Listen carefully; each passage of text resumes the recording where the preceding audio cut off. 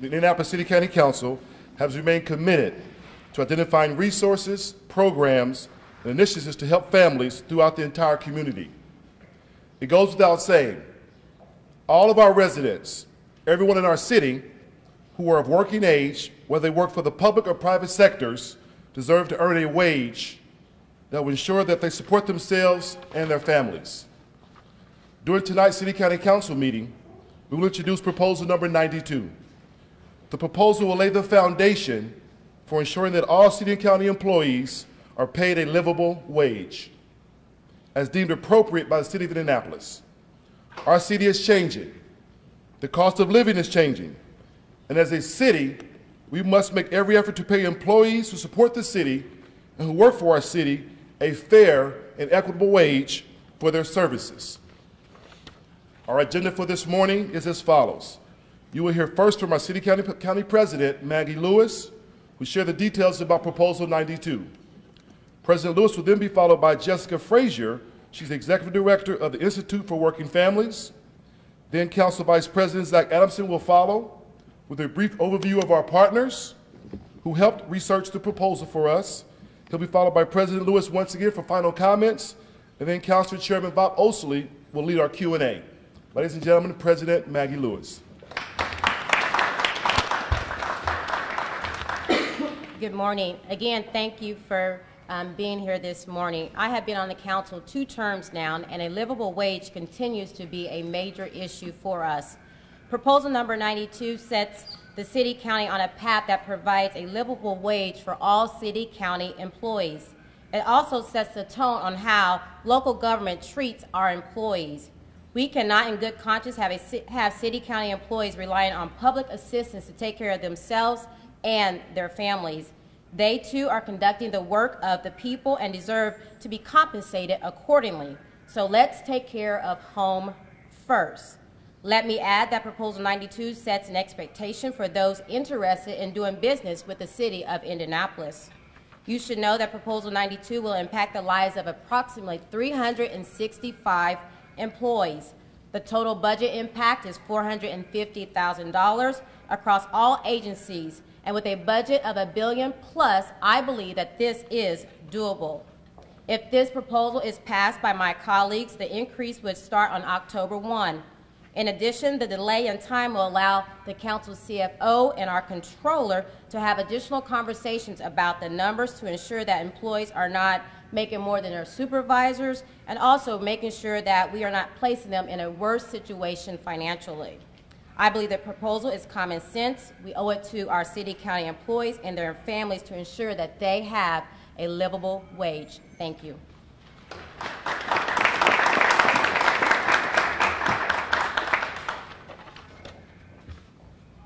Good morning. My name is Jessica Frazier, and I'm the director of the Indiana Institute for Working Families. We're a nonprofit research and advocacy organization that strives to help Hoosiers get to economic self-sufficiency through good policy at the federal, state, and local level. That's why I'm here today to speak in favor of Proposal 92. Our research has shown us that in no county in Indiana can even a single adult be self-sufficient on the minimum wage of $7.25. For Marion County, the real self-sufficient wage is about $10 an hour for a single adult with no children. Keep in mind that $10 an hour is not a thriving wage, it's a making ends meet wage. It's the first rung on the ladder of upward economic mobility. Proposal 92, which moves all city county employees to an even higher wage than that, is more than just the first rung on that ladder and will help some city county employees not only get to economic self-sufficiency, but start on their own paths towards upward mobility and the middle class. The Institute would like to thank President Lewis and Vice President Adamson for putting forth this proposal and for reaching out to the Institute to incorporate both wage adequacy and the benefits cliff into their proposal. The staff worked hard to make sure that city county employees would not be negatively impacted by this, and we have been honored to be part of that process. This is a start, and it's a critical one. Supporting city county employees and telegraphing to others that in Indianapolis, our city government values its workers and their families is important. The Institute is proud to support this proposal. Thank you.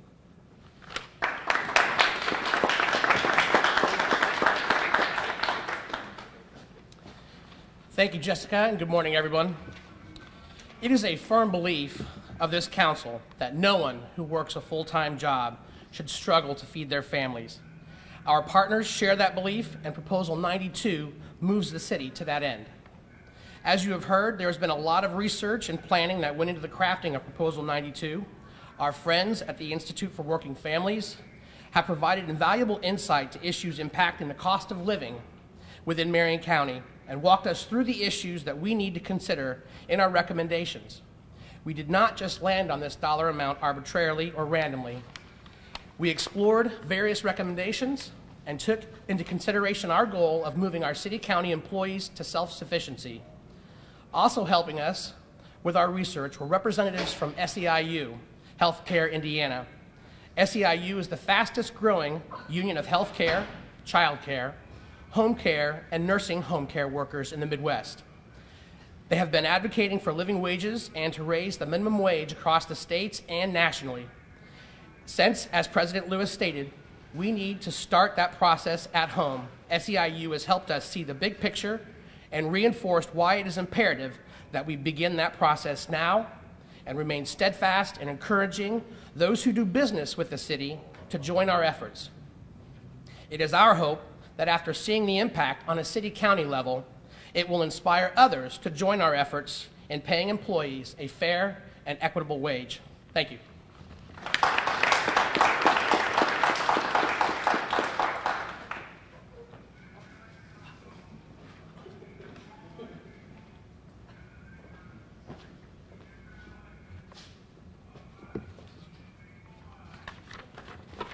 Thank you, Madam President, Vice President Adamson, and Jessica. Your comments are both insightful and encouraging, and you are right, the time is now. As President Lewis stated, tonight, Proposal 92 will be introduced to the full Council, and after its introduction, it will be heard during the Rules and Public Policy Committee meeting on May the 23rd at 5:30 p.m. in room 260 of the City County Building. Proposal 92 is just the first step in a long journey dedicated to improving the financial conditions of our families. We know there is much needed improvement in this area and among many industries throughout our city, but we believe that you have to start somewhere. So right here and right now is our starting line. I encourage you to join us tonight at the council meeting and make plans to attend the upcoming meetings as Proposal 92 makes its way through the system. So with that being said, I'd like to open up the floor for questions. Well, obviously this will cost, you guys estimate about 450 grand will cost the city. How does this fit into the structural deficit that the mayor's been talking about, $25 million? Obviously, this is a one-time expenditure, it'll be an ongoing expense. So, where do you find the 450 grand and keep this going? And then, quick follow-up: does this raise the wages for everybody else who's making $13 an hour, and do they get a bump as well? So they're no longer because if you raise one level, you got to raise everybody else to keep parity. So I appreciate the question. What I'd like to do is ask our council CFO to come forward, who has worked on the creation of the financial component of this. Mr. Bart Brown, our council CFO. Thank you, Councilor Housley. As far as the budget, every year the city of Indianapolis and the county returns roughly 2 to 3% of the budget unspent. That translates anywhere from $15 to $20 million. Depending on the agency. So when we looked at the budgets and whether or not this would fit across all agencies, the $450,000 will be absorbed and fit into the margin of error of underspending. What about then? What about the second part, the other wages? Because if I was a supervisor making $13 an hour, and now my subordinate's making $13 an hour, don't I get a raise too to keep it up, or are we both making the same thing now? Yeah, so that's called the compaction problem, to make sure that we haven't put supervisors on the same level of pay of the folks they supervise. We've looked at numbers early to see how many folks might be impacted. It was no more than 50 individuals that may have to see an increase as well, and that could put the total package about $500,000. But again, it's well within the margin of the underspending. You said you're hoping to inspire private businesses to follow suit. Why not simply mandate that as part of this ordinance? That's a great question, and it is one of the things that we on the Metropolitan Economic Development Committee often try to impress upon those who are seeking subsidies. But we at the council had gotten a lot of criticism because the city doesn't even manage to do those things. So this is one of the things that we thought would be a good starting point for us to sort of live what it is that we believe through our own example. And through that, we might be able to influence more of the people who are seeking subsidies through the city. Is the longer-term plan to continue on that route and see now we're doing it, what about you, or is there a plan to mandate this in the future? Well, I don't think that we've talked that fully through this process, but I know there are a number of us on that committee that share that belief. That is our hope. The belief that we will then use that as leverage to encourage others to raise the wage of their employees as well. I do want to go back to Abdul's question about not the supervisors and their employees making that same wage. Again, if the council actually passed this proposal, it doesn't go into place until October, so that allows the CFO and the controller to have those conversations and dive deeper into the numbers. Again, what we don't want to do is have the supervisors and their employees making that same wage. Does this impact all city county government? Because I know some folks like, the sheriff and auditor are kind of like separately elected offices. Does this impact them or just the folks directly under the mayor's control? Right. It's everyone, all city county employees. Maggie, do you have the votes to pass this? That's a great question. Do I have the votes to pass it? So as you know, if you've been following the city county council over the last couple of years, nothing is easy, and so we'll get to work trying to get votes on both sides. But again, I think this is a common sense proposal. Do I have the mayor's support? Well, the controller has been engaged every step of the way, so this is not going to come to a surprise of the mayor's. Will the Of the mayor. council be bringing up a council race again, or is this council? Oh, that's a loaded question. At this time, obviously that did not go well, but we are going to focus on our city county employees. They are important. They're doing the work of the city. Again, I do believe that the council deserves a raise, but we'll deal with that at a later time. Maggie, the city have been trying to get some more financial flexibility from the legislature. That didn't happen this last go around. Is that going to impact what you folks are trying to do as you're trying to move money around? Like you said, Bart, some of those clawbacks that people don't spend. The fact that the city didn't get that flexibility, does that complicate your conversations going forward? No, it doesn't complicate it. We always anticipate we're not going to get much flexibility in the first place, so we always plan for the worst case scenario. I will say, though, we see opportunity, especially with the road funding, because some of our money is tied up in a COIT that has to go to road funding. So we're encouraged that the General Assembly may allow us, now that we're getting a sufficient, not sufficient, I shouldn't say sufficient, but we're getting more road funding, we might be able to turn some of that COIT that was for road funding into something that's more operational. Zach, I think you were the one who alluded to the research and went into setting the level. Why 13? Why not 10, which is that bare minimum? Why not 15? And then we'll have Jennifer do it as well. What's that? And then we'll have Jennifer also speak. Okay. There are a number of reasons, and I think primarily that the average city employee that is working below those wages are members of our team that have family members, and that 10 is only for a single person.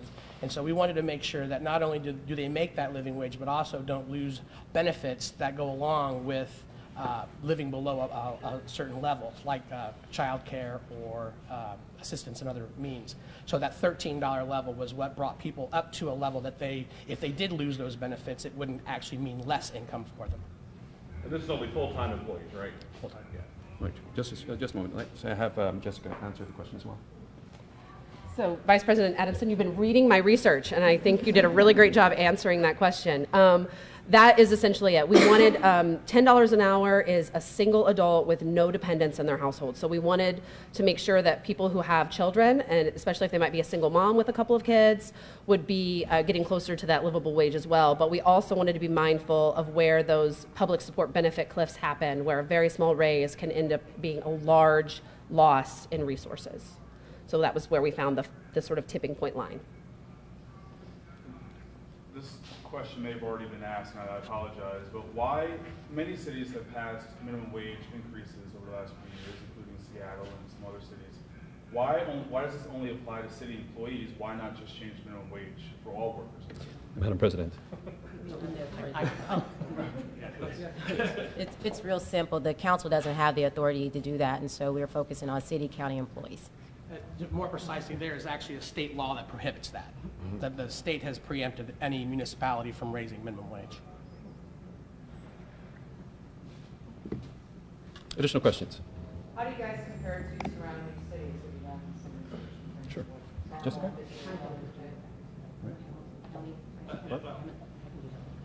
Yeah, as far as minimum wage, this actually brings us up a par with many cities around Indiana. The issue is, of course, we're the largest, so it's really hard to do comparisons. But looking at Fort Wayne, South Bend, Evansville, I believe $13 is actually a little higher than the lowest paid folks. Hamilton County recently passed, I think, $15 an hour for their employees. Again, their cost of living up there is a little bit different than in the Marion County. So, but it's not so much higher than the starting wages for cities around. However, as Jessica said, the 13 is right in a sweet spot to get some folks to that livable wage path. Just real quick, and anybody can take this. In the broader scheme of things, what does the $13 an hour do for the quality of life in Indianapolis? You still have a lot of people who are in poverty because no education, kids.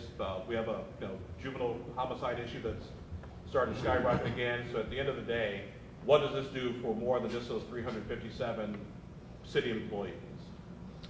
Sure. So I think the Institute hopes that it does start setting sort of a signal to other employers that they can do this and that we want to try to support our workers and value the work that they do. I think for the actual city county employees, they're going to be able to get further on that path to self-sufficiency. They're going to be able to afford to save to attend that Ivy Tech class that gets them the certification that makes them eligible for a higher pay grade at the city county building. They're going to be able to afford childcare more easily. And things like that. So I think that's what we're hoping it accomplishes. I also hope that it accomplishes a little bit of community sort of buzz around city county employees are getting a higher wage. Why aren't we? Let's start having that conversation as a community. All right, if there are no more questions, thank you for coming out this morning.